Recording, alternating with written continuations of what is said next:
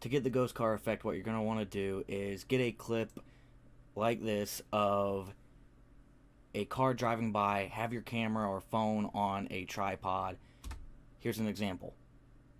Right there is all you really need. What I'm going to do is I'm going to trim to about 1 second before the car shows up.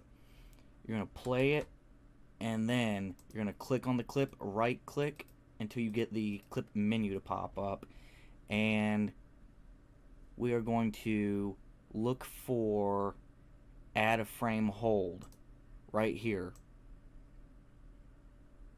Now what it's going to do is when you play the clip, it's going to freeze right there, that point in the clip. Now you're going to copy, or you can just drag over, I guess, the original clip and edit it to match up with the original freeze frame.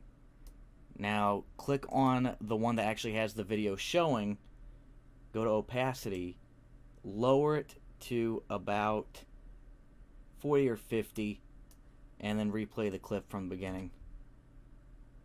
And it looks like you have a ghost car.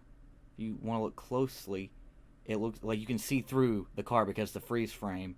And why this works is that you have a non-moving tripod shot, and then you add a freeze frame of it. The background always stays the same. The car is the only thing that really moves, and some tree limbs in the back and stuff, but you don't really notice that if it's not a windy day. If you have camera movement, tripod movement, this most likely will not work. It has to be completely flat. You can add in camera shake afterward with like keyframing and stuff, but